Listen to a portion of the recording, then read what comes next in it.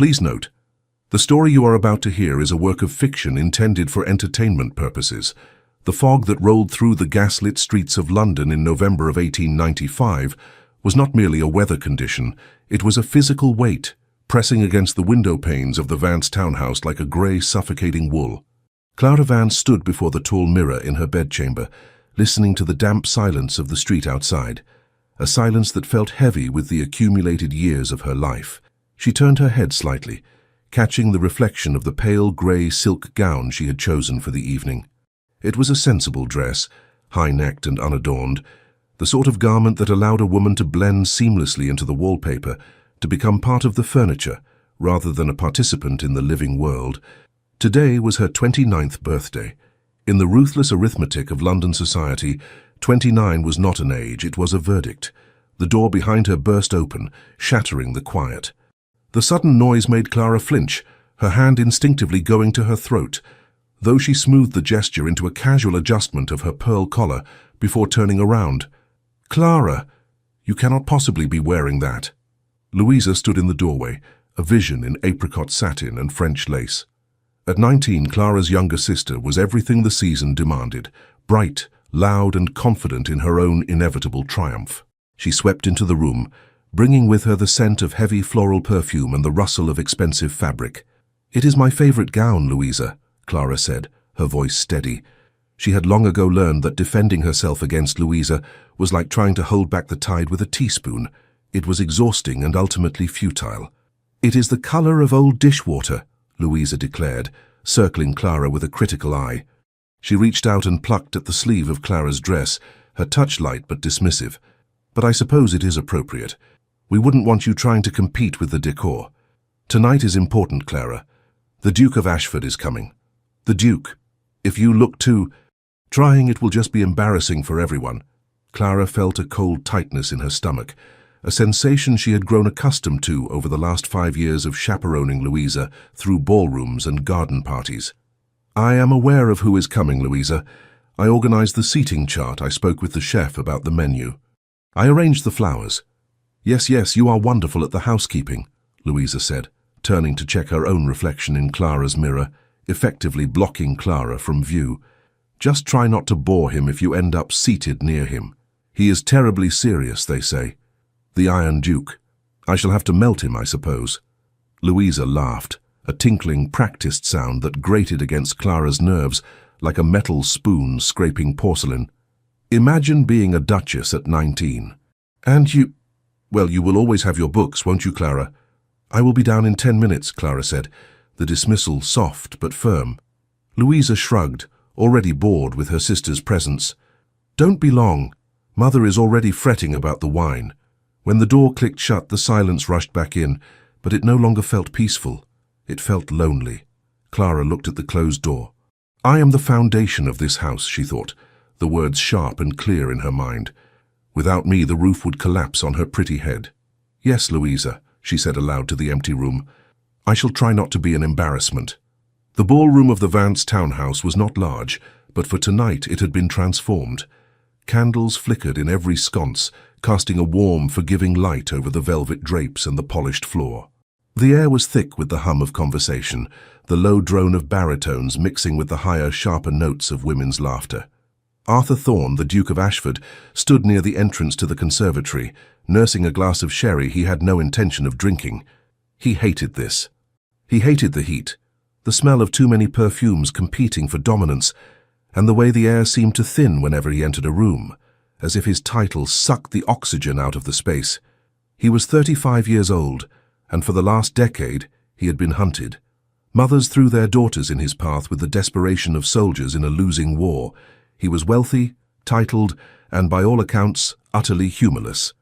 They called him the Iron Duke because he did not smile at their vapid jokes, and he did not flirt. He wanted a wife, yes, the estate required it, but he wanted a partner, not a pet. "Your Grace," a voice boomed. It was Lord Vance, his host, a man whose waistline had expanded in direct proportion to his debts. "Delighted you could make it. Truly delighted."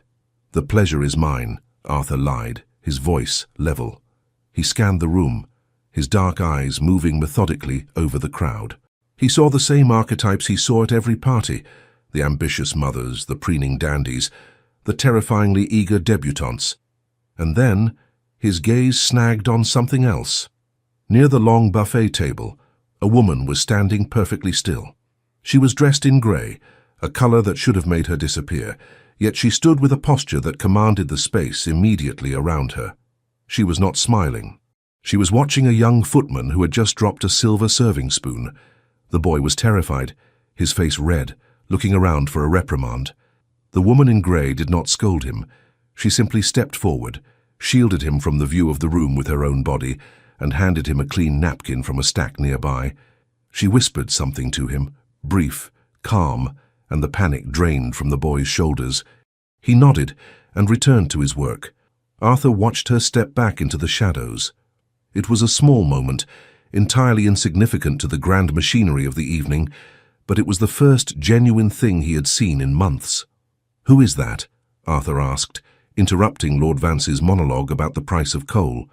Lord Vance blinked, following Arthur's gaze. "Who?" "Oh, that is only Clara, my eldest. Poor girl." He lowered his voice to a conspiratorial whisper. "Bit of a tragic case, I'm afraid. Spinsterhood has set in rather firmly, but she is useful, kept the household running since my wife's nerves took a turn." "Useful," Arthur repeated, the word tasting sour. "But come," Vance said, clapping a hand on Arthur's shoulder. "You must meet Louisa. It is her sister's birthday, technically, but Louisa is the one who lights up the room." Arthur allowed himself to be led away, but he did not look at the shimmering creature in apricot satin waiting for him. He kept his eyes on the woman in grey, who was now straightening a crooked candle with hands that were steady, capable, and entirely unappreciated. Dinner was an exercise in endurance. Arthur found himself seated at the head of the table, with Louisa Vance on his right and Lady Vance on his left. Clara was seated at the far end of the table, nearly lost behind a towering centerpiece of hothouse roses. The conversation was dominated by Louisa. She possessed the unique ability to speak for 5 minutes without saying anything at all. She talked of the weather, of the new milliner on Bond Street, of the scandalous hat Mrs. Havisham had worn to church. "And of course," Louisa said, her voice carrying easily over the clatter of silverware, "we are all so grateful you could come tonight, Your Grace. It is such a kindness of you to attend a family dinner, especially for such a somber occasion."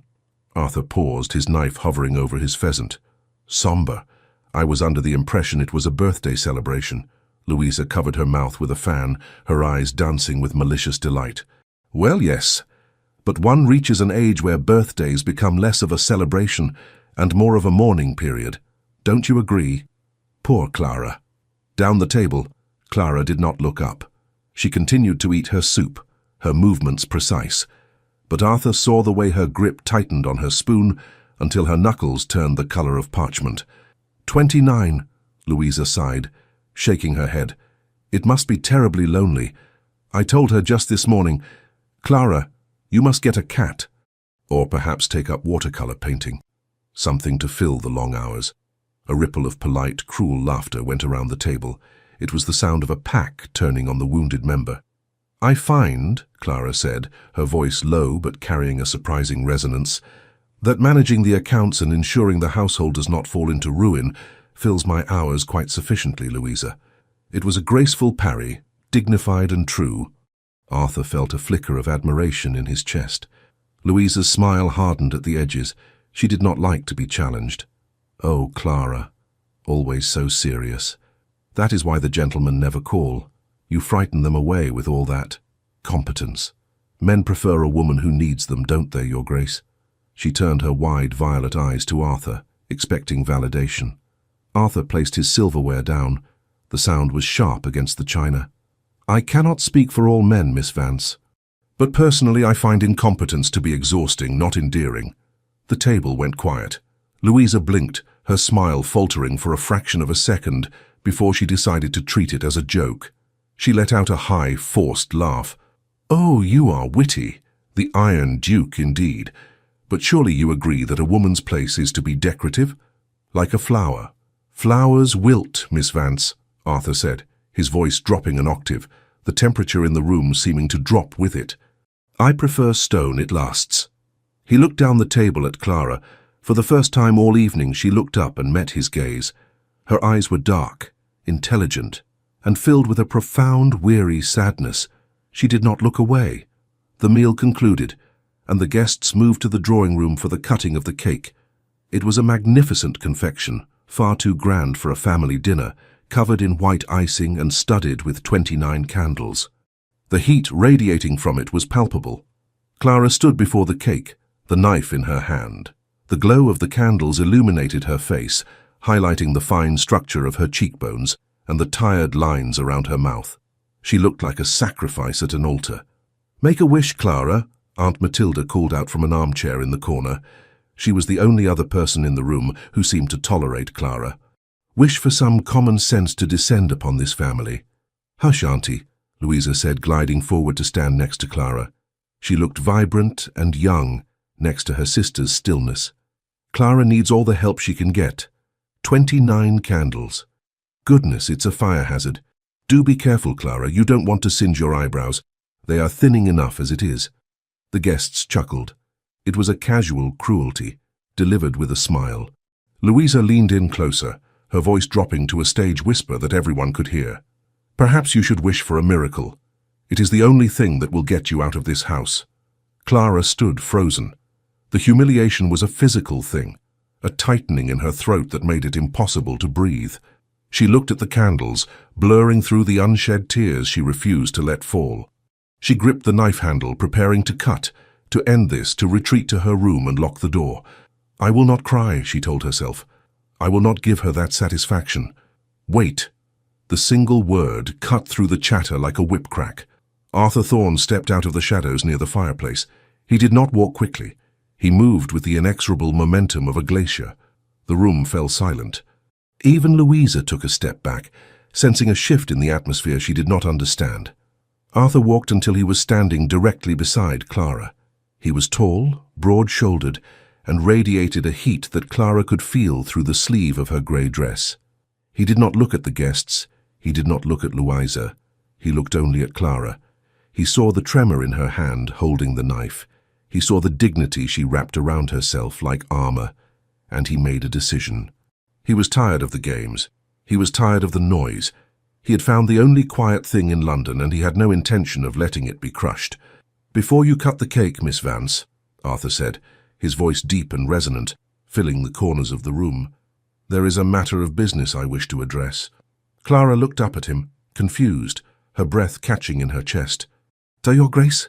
Arthur turned slightly, addressing the room but keeping his body angled toward Clara, a protective wall between her and her family. "I have spent this season searching for a specific set of qualities that seem to be in short supply in London.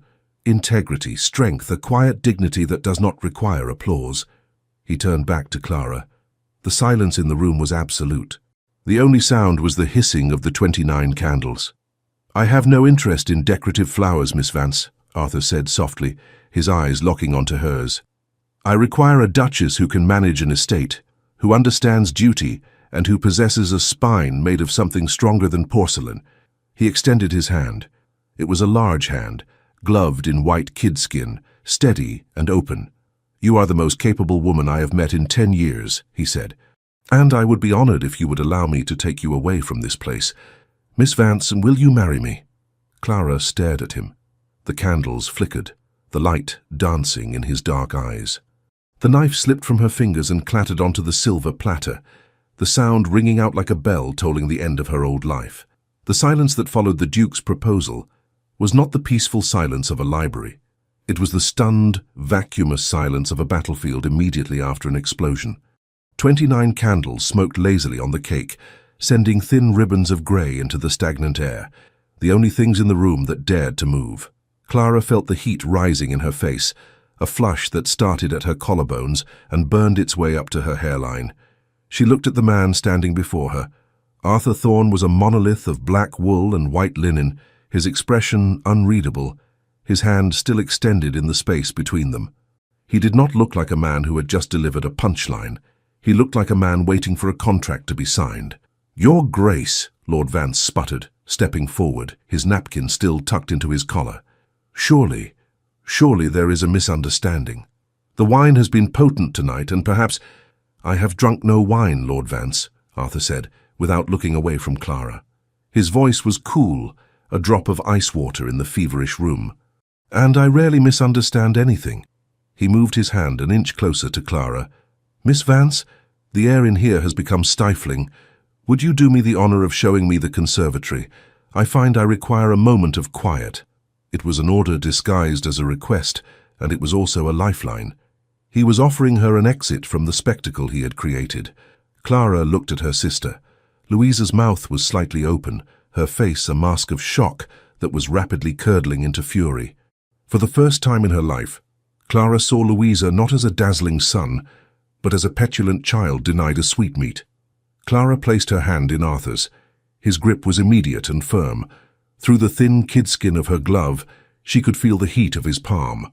It was not a tentative touch, it was an anchor. He drew her hand through the crook of his arm, tucking it against the solid wall of his side. "Lead the way," he murmured.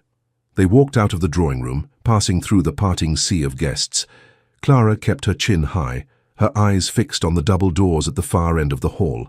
She could feel the stares of the crowd physically, like prickly burrs catching on the fabric of her grey dress. But the man beside her moved with such absolute indifference to the onlookers that his confidence seemed to bleed into her. The conservatory was a different world. Here the air was cool and smelled of damp earth, ferns, and the sharp green scent of crushed geranium leaves. The noise of the party was muffled by the thick glass panes, reduced to a distant insect-like hum. The only light came from the moon filtering through the glass roof and a single gas lamp burning low on the wall. Arthur closed the door behind them, sealing them in the quiet. He did not release her immediately. He walked her a few paces into the room, past a sprawling fern, before he finally relaxed his arm, allowing her to withdraw her hand. Clara stepped back, putting a safe distance between them. She needed the cool air to clear the fog in her head. She gripped the back of a wrought-iron bench, the metal biting cold into her palms. "Why?" she asked. Her voice shook just once before she clamped down on it. "Why would you do that?" Arthur walked over to a pane of glass and looked out at the dark garden. He stood with his hands clasped behind his back, his silhouette sharp against the moonlight. "I imagine you think I am mocking you," he said. "Or perhaps you think I am insane." "I think you are cruel," Clara said. The honesty surprised her. She had spent a lifetime swallowing her true thoughts, but the adrenaline of the last 10 minutes had broken the seal. To use a woman's humiliation as a stage for your own— whatever that was. Amusement, boredom? Arthur turned slowly. His face was in shadow, but his eyes caught the gaslight. "You think I was amused?" He stepped closer, the gravel of the floor crunching softly under his boots. "I watched your sister bait you for 2 hours, Miss Vance. I watched your father ignore you. I watched a room full of people drink your wine and eat your food while treating you like a piece of furniture that had been placed inconveniently in the walkway." He stopped 3 feet from her. "I was not amused. I was enraged." Clara stared at him. "You do not know me. You have spoken to me for perhaps 5 minutes in total. I know that you caught the footman's error before he could be fired," Arthur countered, ticking the point off on a gloved finger. "I know that you organized the seating chart to keep the political rivals apart. I saw the placement.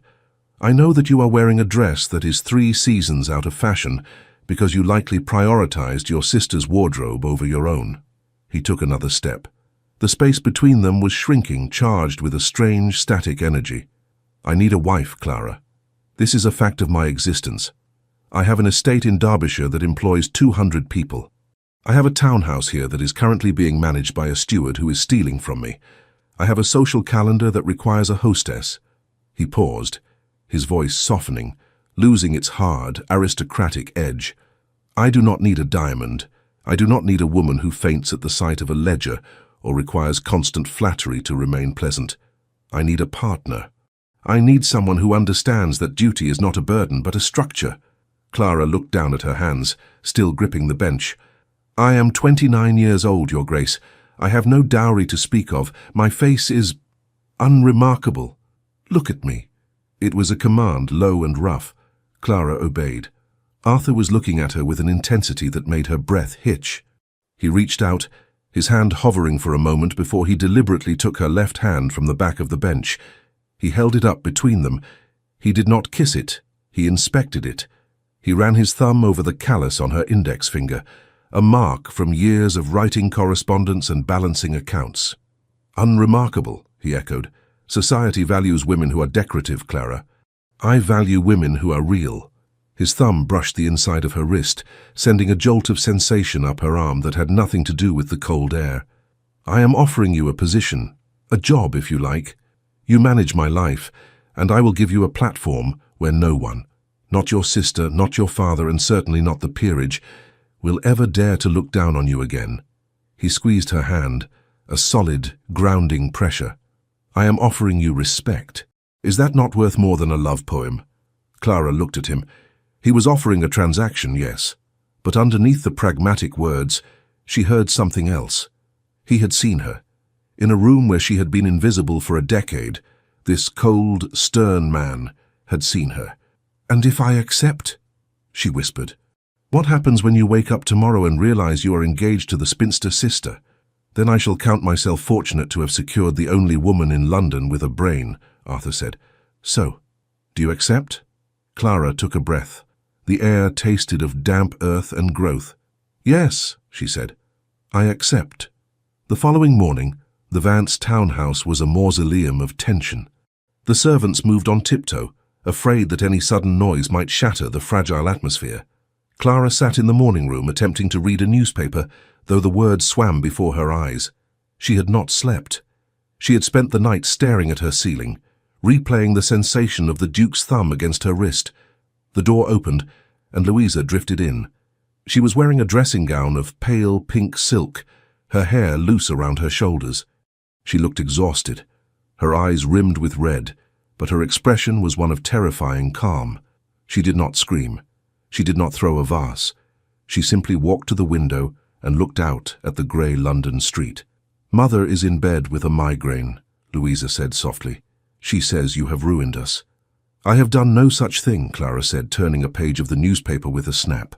I have accepted a proposal from a duke. Most families would consider that a triumph. Louisa turned. Her smile was thin, a razor cut across her face. But he doesn't want you, Clara. Surely you know that. He is angry with me. He is trying to punish me for teasing him. It is a game. She walked over to the table where Clara sat and picked up a silver letter opener. She turned it over in her hands, watching the light catch the blade. He will come to his senses, Louisa said, her voice dripping with faux concern. He will send a note by noon apologizing for his rash behavior, and then where will you be? You will be the laughingstock of the season, the spinster who thought she could be a duchess. He is coming at 10 o'clock, Clara said, her voice steady despite the trembling in her stomach. To speak with father about the settlements. Louisa laughed. Oh, Clara, you really are pathetic. Do you honestly believe a man like Arthur Thorne, a man who could have any woman in England, wants you? Look at you. She gestured vaguely at Clara's brown daydress. You are beige. You are the background. People like you don't get the fairy tale. You get the cats. Louisa, Clara said, standing up. That is enough. Is it? Louisa stepped closer, her voice dropping to a whisper. I'm trying to protect you, sister. The fall will be so much harder if you actually let yourself believe him. The heavy brass knocker on the front door slammed, once, twice, 3 times, a decisive, authoritative sound that echoed through the house. Clara looked at the clock on the mantel. It was exactly 10 o'clock. He is punctual, Clara said. She smoothed her skirt, looked her sister in the eye, and walked past her. Arthur was waiting in the foyer. He had not taken a seat. He stood in the center of the black and white tiled floor, holding his hat and gloves. He looked even larger in the daylight, a towering figure of tweed and resolve. When Clara appeared at the top of the stairs, he looked up. His expression was grave, but when his eyes met hers, something in his face softened, a microscopic relaxation of the jaw. Miss Vance, he said. Your Grace, Clara replied, descending the stairs. Her legs felt like water, but she forced herself to move with the same measured pace she used when managing the household staff. He did not wait for her to reach the bottom. He met her at the landing, extending his hand to help her down the final 3 steps. It was a courtly gesture, unnecessary for a woman of her health, but he performed it with a solemnity that made it feel significant. His hand was warm. He did not let go immediately when she reached the floor. "I trust you slept well?" he asked. "Not at all," Clara admitted. A ghost of a smile touched the corner of his mouth. "Nor I. I spent the night drafting the marriage settlements. I believe you will find them generous." "Arthur!" Lord Vance came bustling out of his study, looking dishevelled and frantic. "Your Grace, I assumed the note would come. I did not expect—" "I do not send notes when I have given my word, Lord Vance," Arthur said, turning to face the older man. He did not release Clara's hand. He tucked it into the crook of his arm again, claiming her in front of her father and the staring servants. "I am here to formalize the engagement," Arthur said, "and to request that Clara— Miss Vance, accompany me for a drive. I wish to show her the plans for the gardens at Ashford. I am told she has an eye for organization, and my head gardener is a tyrant who needs reining in." It was a lie, or at least a partial one, but it was a brilliant one. He was validating her skill in front of the very people who dismissed it. "A drive?" Lord Vance blinked. "Well, yes, of course, but surely Louisa should come too, for propriety." "No," Arthur said. The word was a stone wall. "I wish to become acquainted with my future wife.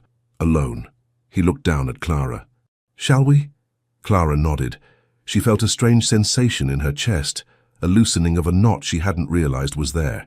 She was being defended. For the first time in 29 years, someone was standing between her and the world. The carriage ride was quiet, but the silence was different from the night before. It was companionable.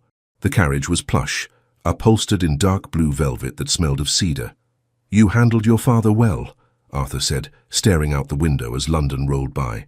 "He is not a bad man," Clara said automatically. "He is just weak." "Weakness causes as much damage as malice, often more," Arthur said. He turned to look at her. "And your sister?" Clara looked at her gloved hands. "She believes you are doing this to punish her. She expects you to come to your senses." Arthur made a sound of disgust low in his throat. He reached into his coat pocket and withdrew a small velvet box. "I cannot punish a woman I do not think about, Clara. Your sister is air. You are the earth." He opened the box. Inside sat a ring. It was not a diamond. It was a sapphire, dark and deep as the ocean, surrounded by a simple halo of small pearls. It was elegant, understated, and timeless. "Diamonds are cold," Arthur said, watching her face. "I thought this might suit you better." He did not ask for her hand. He waited. Clara looked at the ring. It was beautiful, but more than that, it was thoughtful. He had chosen something that would not clash with her quiet nature, something that had depth rather than flash. Slowly, she pulled off her left glove. Her hand was bare, pale against the dark velvet of the carriage seat. She extended it toward him. Arthur took her hand. His touch was gentle, his fingers brushing against her skin with a reverence that made her breath catch. He slid the ring onto her finger.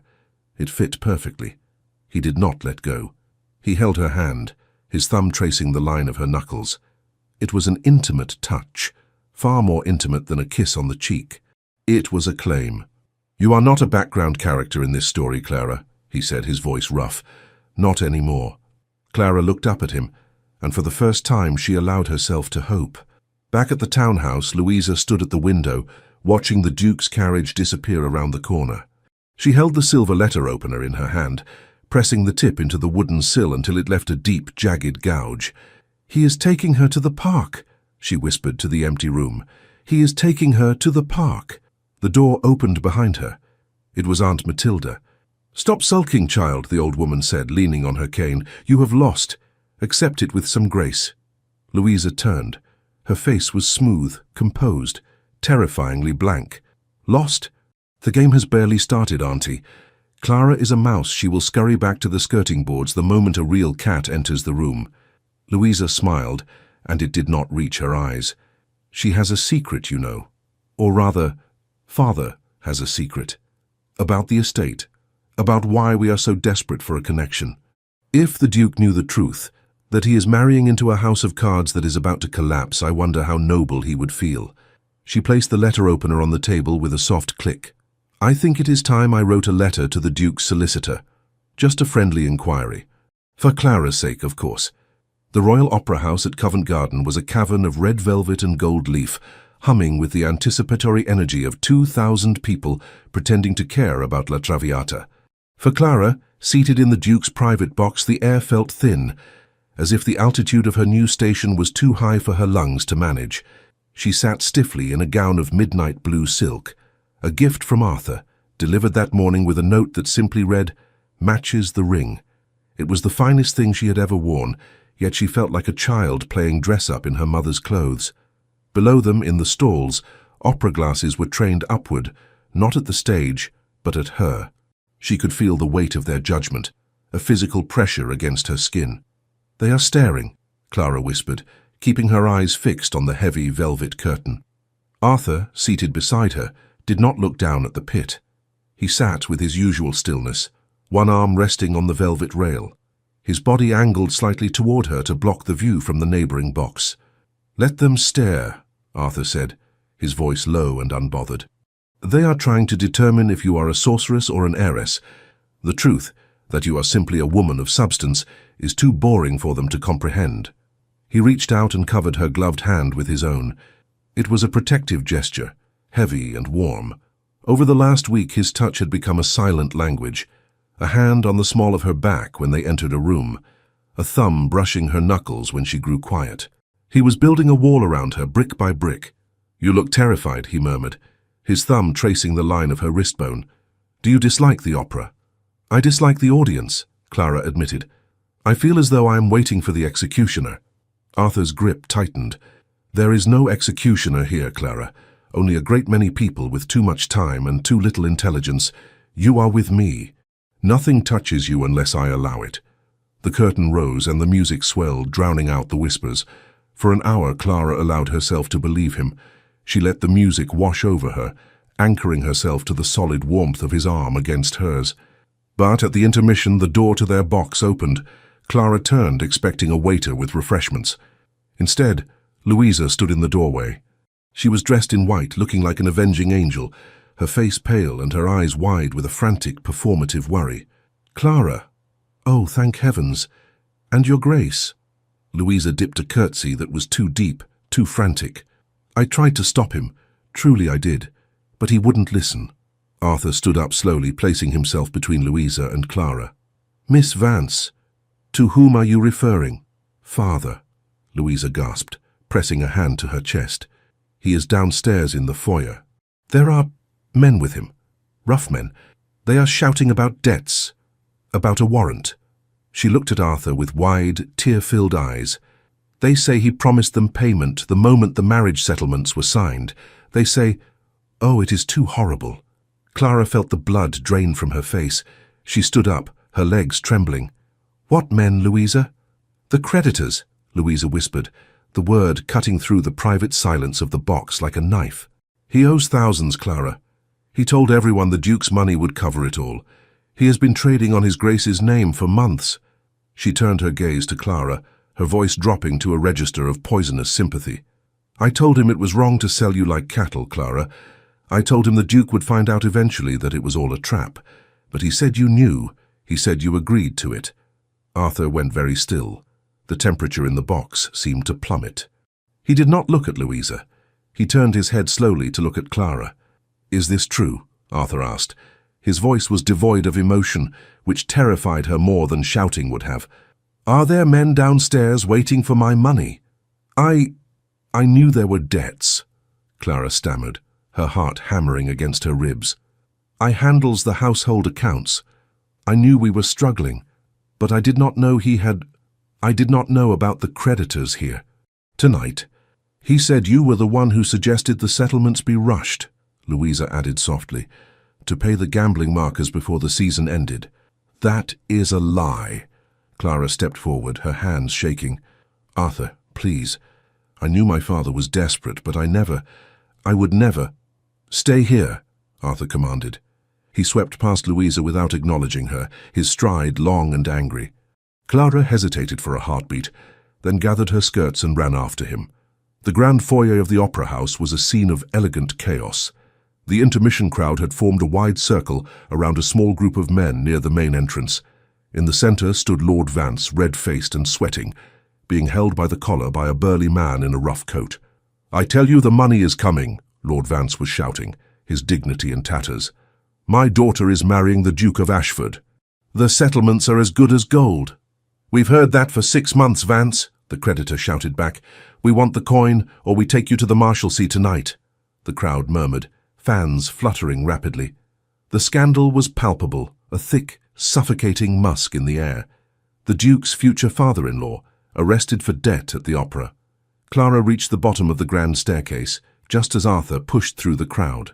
The spectators parted for him like the Red Sea, their whispers silencing instantly. Arthur stopped 10 feet from the scuffle. He looked at the creditor, then at Lord Vance, who looked ready to weep with relief. "Ashford," Vance cried out. Tell them we are family." Arthur stood like a statue carved from granite. He did not look at Vance. He looked at the spectacle, the sordid, grasping ugliness of it. Then he reached into his coat and withdrew a leather checkbook. "How much?" Arthur asked. His voice was not loud, but it carried to the back of the foyer. £4,000, Your Grace," the creditor sneered, releasing Vance's collar, "including interest." Arthur uncapped a fountain pen. He wrote against the palm of his hand, the scratching of the nib the only sound in the cavernous hall. He ripped the check from the book and held it out. "Take it," Arthur said. "And if I ever see you near this family again, I will have you transported." The creditor took the check, checked the signature, and tipped his hat. "Pleasure doing business, Your Grace." Arthur turned to Lord Vance. The older man was adjusting his cravat, attempting to regain some shred of composure. "Thank you, my boy, truly. A misunderstanding, you see. Get out of my sight," Arthur said. The menace in his tone was so profound that Vance took a step back. "Go to your carriage, now." Vance scrambled away, the crowd parting for him with expressions of disgust. Arthur stood alone in the center of the foyer. He looked up the staircase. Clara was standing on the bottom step, her hand gripping the banister. Louisa stood a few steps behind her, a small, satisfied smile playing on her lips before she smoothed it into a mask of concern. Arthur walked toward Clara. The crowd watched, hungry for the next act of the drama. He stopped at the bottom of the stairs, looking up at her. His face was unreadable, his jaw locked tight. "Arthur," Clara whispered, "I swear to you—" "Not here." He cut her off. He reached out and took her arm. His grip was hard, not painful, but possessive, desperate. It was the grip of a man trying to hold on to something that was already slipping away. "The carriage." He marched her out of the opera house, ignoring the stairs, ignoring the whispers of bought and sold that followed them into the night. The carriage ride back to the Vance townhouse was a silent agony. The rain had started, lashing against the windows, sealing them inside a dark, moving box. Arthur sat on the opposite bench. He did not look at her. He stared at the rain streaking the glass, his profile sharp and cold in the intermittent flashes of street lamps. "He was using you," Arthur said finally. The words were heavy stones. "He was using the engagement to hold off the wolves." "I knew we were in debt," Clara said, her voice trembling. "I knew he was hoping for a good match, but I did not know he had promised your money to them. I did not know he had made me a collateral. Louisa said you rushed the settlements." Arthur turned his head. His eyes were dark voids. "Is that true?" "I asked for the date to be set," Clara admitted, tears stinging her eyes. "Because I wanted to leave that house. Because I wanted to be with you, not because of the money." Arthur looked at her for a long moment. The silence stretched, taut and brittle. "I want to believe you, Clara. God help me, I do. But tonight I looked at your father and I saw a man who sold his daughter. And I looked at you and I wondered if you were part of the sale." The carriage jolted as it hit a cobblestone. Clara felt the impact in her teeth. "You think I am like them," she whispered. "You think I am another Vance schemer." Arthur closed his eyes and leaned his head back against the squabs. He looked exhausted. The invulnerable Iron Duke looked suddenly human and deeply wounded. "I think," he said softly, "that I have spent my life guarding my gates against people who only want what I can give them, and I thought I had finally opened the gate to someone who wanted me." He opened his eyes. They were full of a terrible, quiet grief. "I will cover the debts, Clara. The wedding will proceed. I gave my word." It was the most devastating thing he could have said. I gave my word. Not I love you. Not I believe you. He was marrying her out of duty, to save face, to clean up the mess her family had made. She would be his wife, but she would always be the woman who cost him £4,000 and his dignity in the foyer of the Royal Opera House. She would be the stain on his reputation. The carriage pulled up to the Vance townhouse. Arthur did not get out. He signalled the footman to open the door for Clara. "I will call on you tomorrow," Arthur said formally. He did not take her hand. He did not touch her. Clara stepped out into the rain. She looked back at him sitting in the darkness of the carriage. "Good night, Your Grace," she whispered. The door closed and the carriage rattled away into the fog. Clara stood in the centre of her bedroom. The house was quiet. Her father was locked in his study with a bottle of brandy. Louisa was asleep or pretending to be, doubtless dreaming of her victory. Clara looked at her reflection in the mirror. The blue silk dress was damp at the hem. Her hair was beginning to frizz from the humidity. "He will marry me," she thought. "He is a man of honor. He will marry me, and he will resent me every day for the rest of his life. Every time he looks at me, he will see the check he wrote. He will see the crowd laughing at him." She looked down at the sapphire ring on her finger, the stone that was meant to be deep and enduring like the ocean. "I cannot do it to him," she said to the empty room. She could endure Louisa's cruelty. She could endure her father's neglect, but she could not endure being the cage that trapped Arthur Thorne in a life of suspicion and shame. She loved him too much to be his burden. Clara moved quickly. She stripped off the blue silk gown, leaving it in a pile on the floor like a shed skin. She dressed in her simplest grey walking dress, the one Louisa had mocked. She packed a small valise, 2 changes of linen, a book of poetry, and the few pounds she had saved from the household budget over the years. She sat at her writing desk. Her hand shook as she dipped the pen into the ink. "My lord, you offered me a partnership based on respect. I will not trap you in a marriage based on obligation. You were right to want a wife with a spine. I am showing you mine now by releasing you. My father's debts are his own. My heart was yours. But I cannot let you pay for the former at the expense of the latter. Do not look for me. See." She pulled the sapphire ring from her finger. Her knuckle felt naked and cold without it. She placed the ring on top of the note. Clara picked up her valise. She opened the bedroom door and listened. The house breathed around her, heavy and oppressive. She walked down the servants' stairs, silent as a ghost, and slipped out the back door into the cold, wet embrace of London. She did not know where she was going. She only knew she had to disappear. The following morning the storm had cleared, leaving the sky a bruised purple. Arthur Thorne sat in his library, staring at the unlit fireplace. He had not slept. The events of the opera house replayed in his mind on a loop. The fear in Clara's eyes, the way she had run after him, the realization that Louisa, the sister he had dismissed as vapor, had orchestrated the timing with military precision. "She didn't know," a voice in his head whispered. "You saw her face." She was terrified. Arthur stood up and paced the room. He had been cruel in the carriage. He had let his pride, wounded by the public spectacle, lash out at the one person who didn't deserve it. He needed to apologize. He needed to tell her that the money meant nothing, that the scandal would fade, but that she was essential. "Jenkins," he roared. His butler appeared instantly. "Your Grace? Have the carriage brought around. I am going to the Vance residence immediately." But before the carriage could be summoned, a commotion at the front door stopped him. Arthur walked into the hall just as a footman opened the door to reveal a young boy, a street urchin, holding a small sealed packet. "Delivery for the Duke," the boy said, sniffing. Jenkins took the packet and handed it to Arthur on a silver tray. Arthur recognized the seal. It was not the Vance crest, it was a plain dab of red wax. He broke it open. Something heavy slid out and hit the marble floor with a sharp clink. Arthur looked down. The sapphire ring lay on the black and white tiles, looking small and abandoned. A coldness deeper than any winter frost spread through Arthur's chest.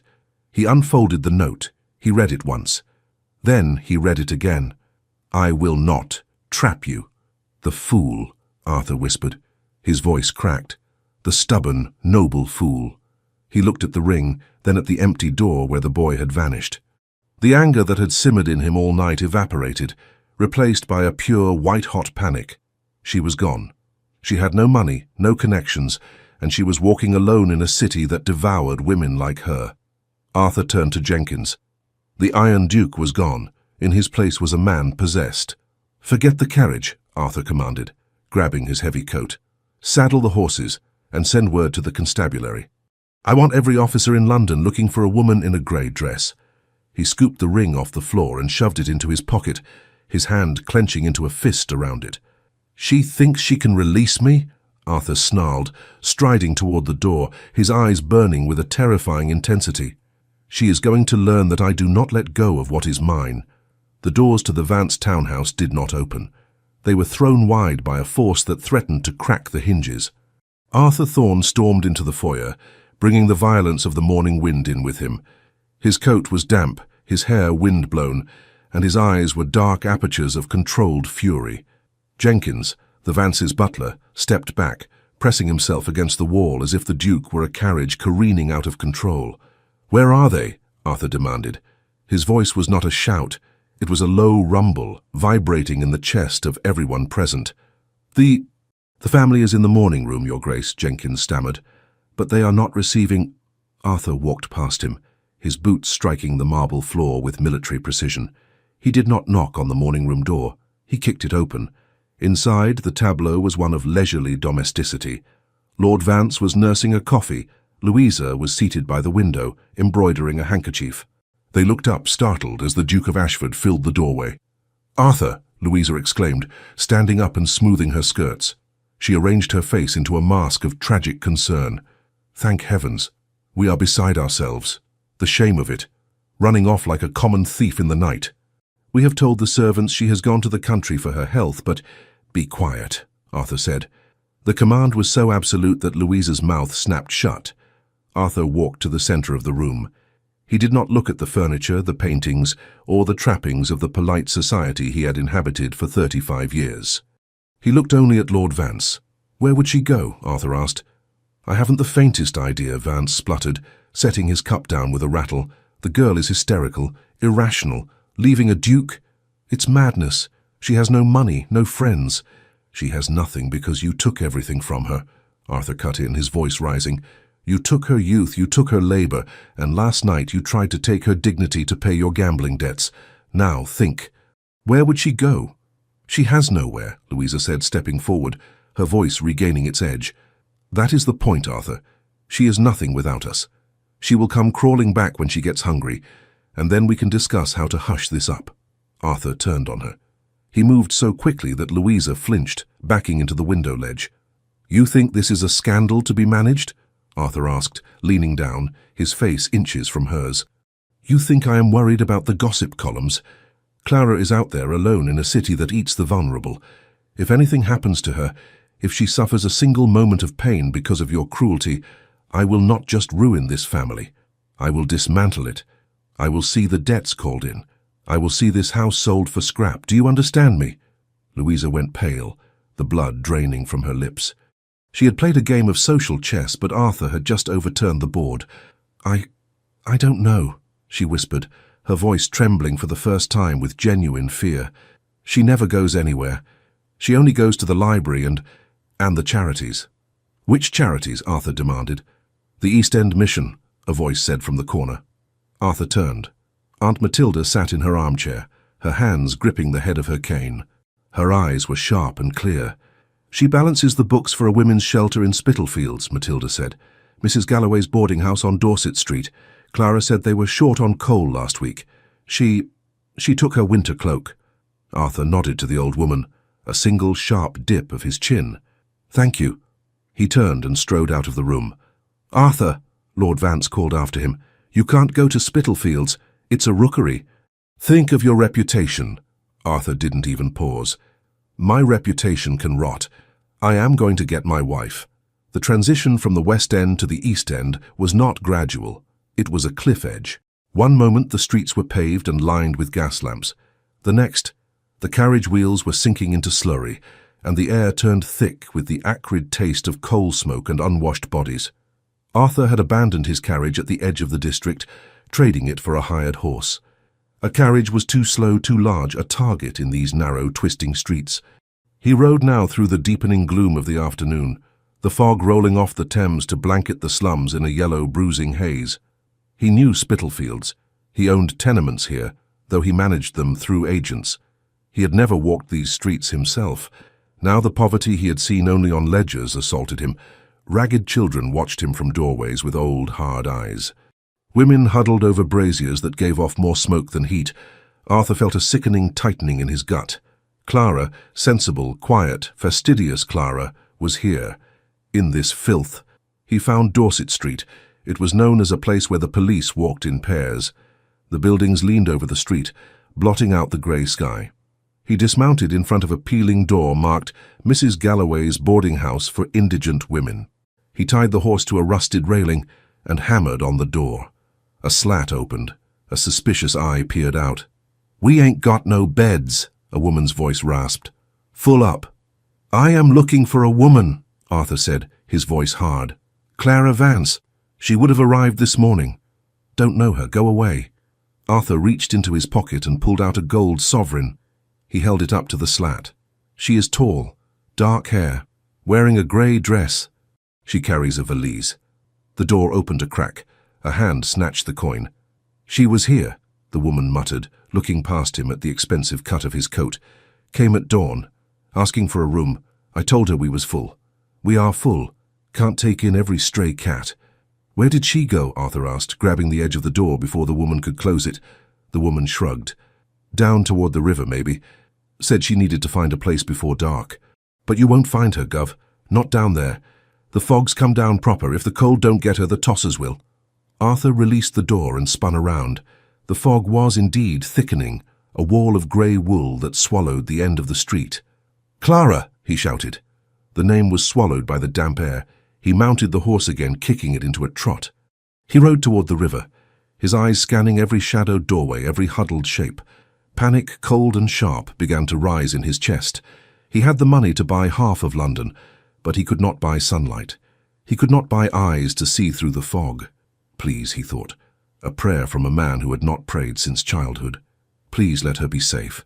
I will never ask for anything else. Clara could no longer feel her feet. She had been walking for hours. The valise, which had seemed so light when she left the townhouse, now dragged at her arm like an anchor.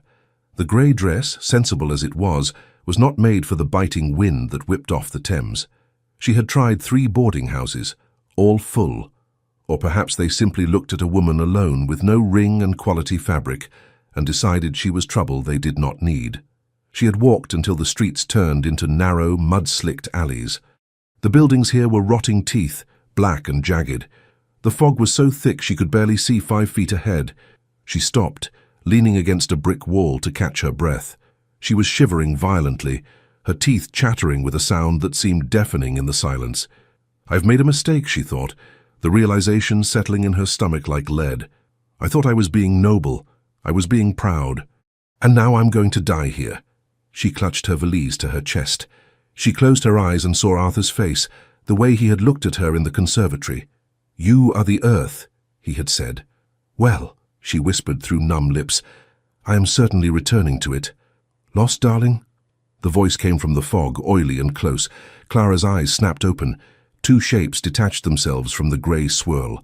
Men, rough, heavy-set, wearing caps pulled low. They smelled of gin and old sweat. "I have no money," Clara said, backing up until her spine hit the brick wall. She tried to make her voice authoritative, the voice she used with recalcitrant tradesmen. "Please, let me pass." "No money," the first man chuckled, stepping closer.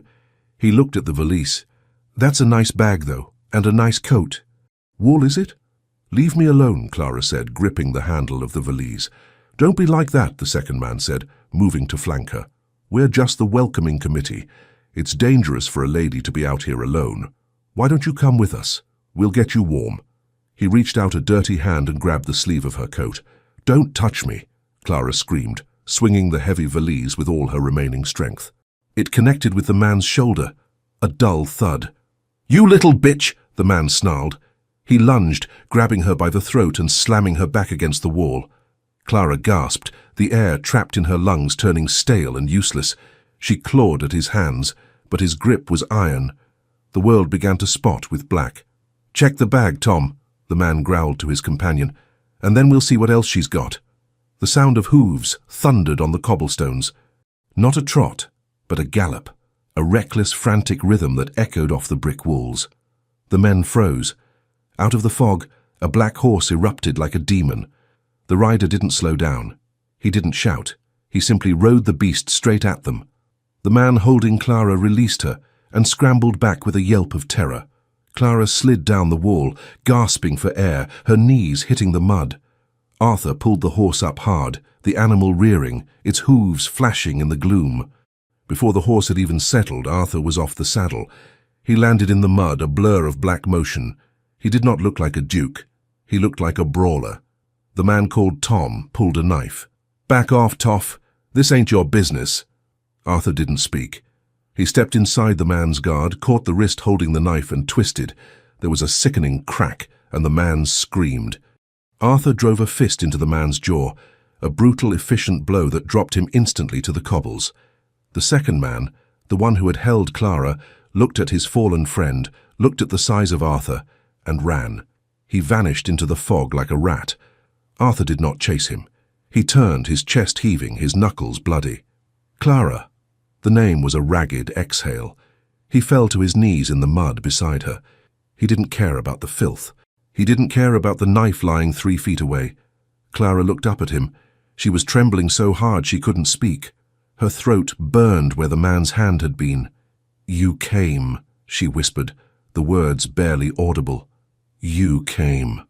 "I told you," Arthur rasped, reaching for her.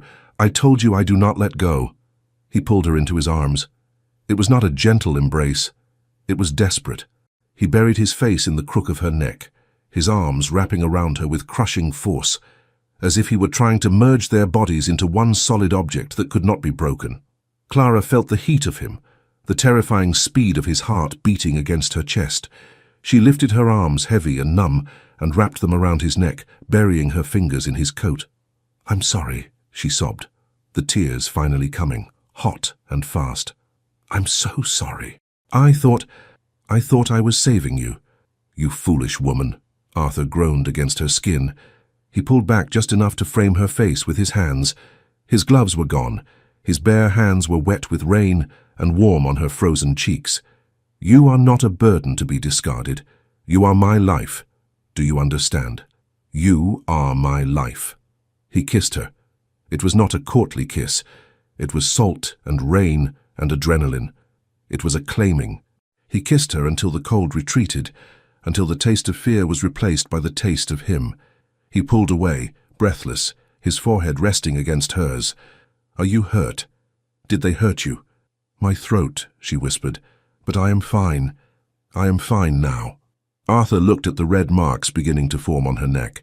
His eyes darkened, a flash of the violence returning, but he pushed it down. He stood up and pulled her to her feet, supporting her weight entirely.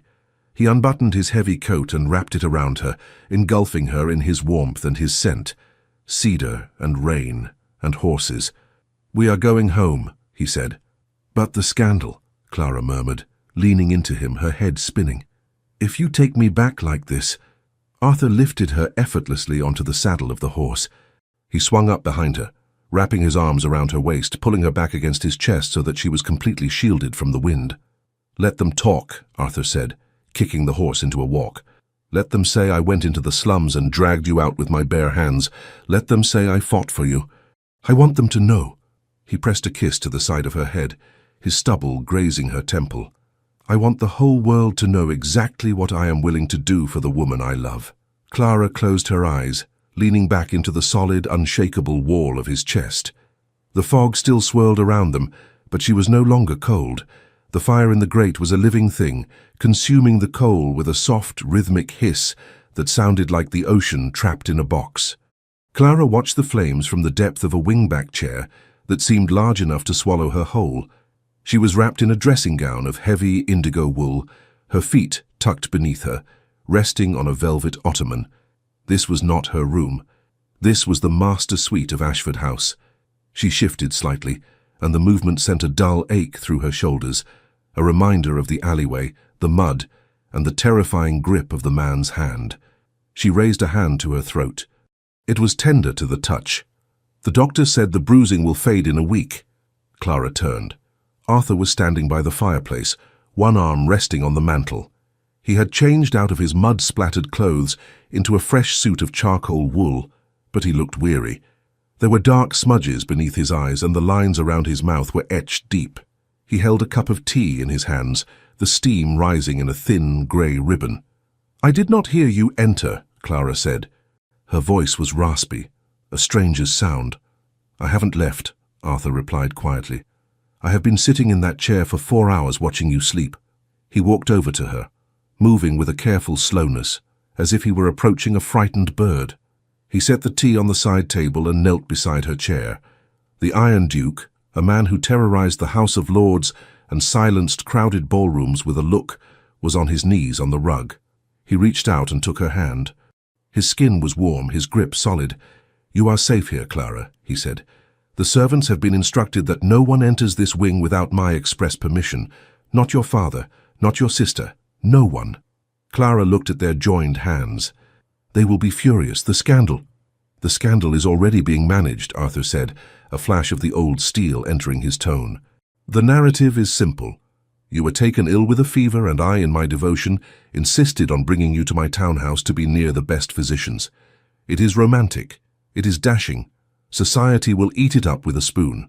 He looked up at her, his eyes searching her face. "But I do not care about society, Clara. I care about the note you left." Clara felt a flush of shame heat her cheeks. "I was trying to do the right thing. I couldn't let you be the man who was tricked into a marriage to pay a gambler's debts." "Do you think me so weak?" Arthur asked softly. "Do you think I cannot handle a few creditors? I have managed an estate since I was 20. I have dealt with floods, strikes, and politicians. Your father's debts are a nuisance, Clara, nothing more." He raised her hand and pressed his lips to her knuckles, not a courtly peck, but a slow, lingering pressure. "The only thing that nearly destroyed me," he whispered against her skin, "was the sight of that empty room. The thought of you out there alone because you thought you weren't worth the trouble." He looked her in the eye. "You are worth the trouble, Clara. You are worth everything." Clara felt the tears prick her eyes again, but they were not tears of sadness. "In the alley, you said, I loved you," Arthur finished for her. He did not look away. "It seems it took a near disaster for me to admit it to myself, but it is true. I don't just admire you, Clara. I don't just respect you. I love you. I love your quiet. I love your strength. I love that you are the only person in this city who sees me as a man, not a title."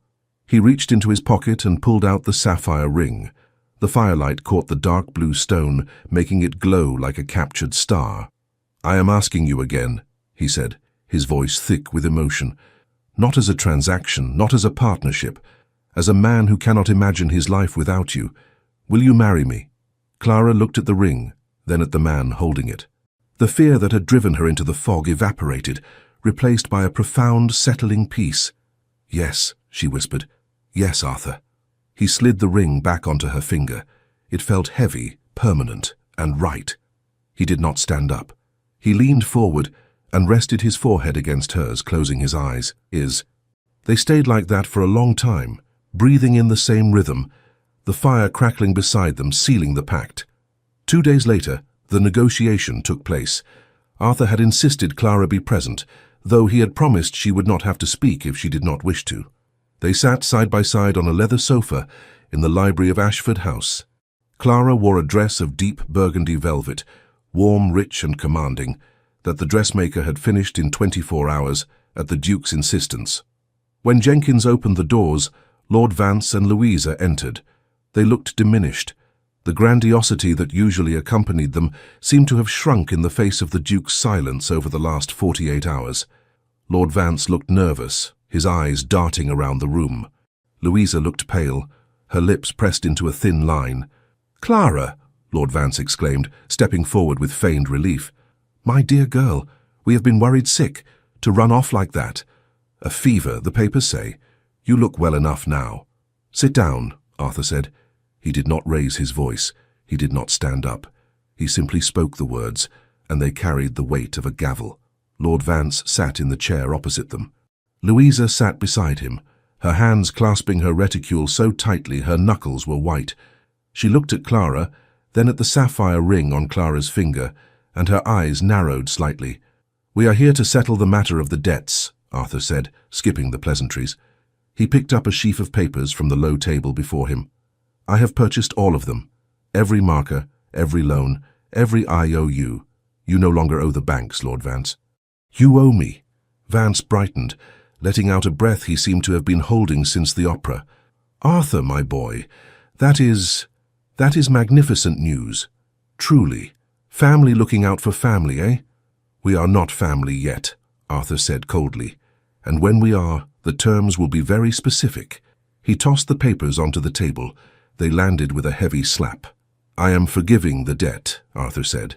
Vance's jaw dropped. "Forgiving? You mean erased?" "Erased," Arthur confirmed, "with conditions. Condition 1. You will retire to your country estate in Yorkshire. You will remain there. You will not come to London during the season. You will not gamble. If you place so much as a shilling on a horse, I will reinstate the debt and seize the property within the hour." Vance paled. "Yorkshire? But the season? The club?" "Yorkshire," Arthur repeated, "or the Marshalsea debtors' prison. The choice is yours." Vance slumped in his chair, defeated. "Yorkshire," he muttered. Arthur turned his gaze to Louisa. She met his eyes defiantly, lifting her chin. "And what for me, Your Grace?" she asked, her voice brittle. "Am I to be banished to the sheep pastures as well?" "You are free to do as you please, Miss Vance," Arthur said. "However, you will do it without Clara's labour. You will manage your own household. You will balance your own accounts. You will mend your own dresses." He leaned forward slightly. "And you will never speak to my wife with anything less than absolute respect. If I hear a single whisper of an insult, if you ever again make her feel small to make yourself feel large, you will find that the doors of polite society are closed to you. I have a great deal of influence, Louisa. Do not test me." Louisa looked at Arthur. Then she looked at Clara. For years, she had looked at her sister and seen nothing. A servant, a prop, a ghost. Now she saw a woman in velvet, wearing a duke's ring, sitting beside a man who looked at her as if she were the sun. The realization of her own defeat was absolute.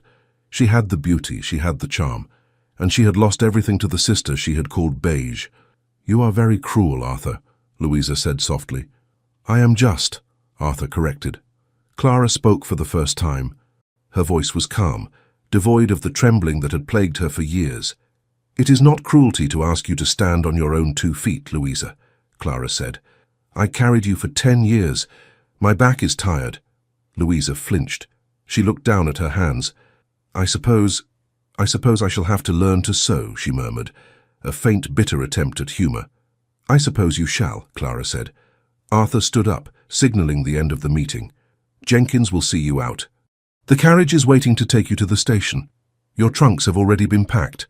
Lord Vance and Louisa stood. They looked like ghosts fading in the morning light. They walked to the door, stripped of their power, their leverage gone. At the threshold, Louisa paused. She looked back at Clara one last time. There was no malice left in her face, only a strange, bewildered respect. "Happy birthday, Clara," she said quietly. Then she was gone. Arthur sat back down. He exhaled a long breath and turned to Clara. "Are you all right?" Clara looked at the closed door, then at the man beside her. She felt lighter, as if a heavy coat had been lifted from her shoulders. "Yes," she said, "I believe I am." 1 year later. The morning sun over Derbyshire was a different creature than the sun over London. Here it was golden and clean, spilling over the rolling green hills of the Ashford estate and warming the stone terrace where Clara sat. The last year had been a revelation. Clara had expected the transition to being a duchess to be terrifying. Instead, she found it was simply a larger version of what she had always done. But this time she was thanked for it. She sat at a small iron table, a ledger open before her. The estate was thriving. She had reorganized the tenant contracts, funded a new school in the village and, much to the head gardener's initial horror and eventual delight, redesigned the rose garden. "You are working again." Clara looked up, shading her eyes against the sun. Arthur was walking up the stone steps from the lawn. He was in his shirt sleeves, his collar open, looking younger and more at ease than the man she had met in the ballroom. He carried a small basket of strawberries. "The accounts for the harvest," Clara said, smiling. "Someone has to ensure you aren't giving away all our profits to the orphanage." "I have a very competent manager for that," Arthur said, reaching the table. He set the basket down and pulled her chair out, spinning it so she faced him. He sat on the low stone wall in front of her, his knees brushing hers. He picked a strawberry from the basket and held it to her lips. "Eat," he commanded gently. "The ledgers can wait." Clara took the fruit. It was sweet and warm from the sun. "Are you happy, Clara?" Arthur asked. He asked her this often, as if he still couldn't quite believe that the transaction had yielded such peace. Clara looked out over the gardens. She saw the roses blooming in riotous colour. She saw the stable boy walking the horses in the paddock. She saw a life that was full and useful and hers. She looked back at Arthur. "I used to wish I was invisible," she said, "because being seen meant being criticized." She reached out and rested her hand on his cheek. He leaned into her touch instantly, closing his eyes. "But now," she whispered, "I like being seen. By you." Arthur opened his eyes. They were full of warmth. "You are the foundation of this house, Clara. You always were." He leaned forward and kissed her. It was a slow, deep kiss, tasting of strawberries and sunshine. It was the kiss of a man who had come home. Around them, the estate hummed with life, solid and enduring as the stone beneath their feet. The fog of London was a lifetime away. Here there was only the light, the work, and the quiet, unbreakable promise of forever. I hope you enjoyed the spinster's birthday proposal. If you'd like to hear more stories of love, resilience, and happy endings, please consider subscribing to the channel. Thank you for listening, and until next time.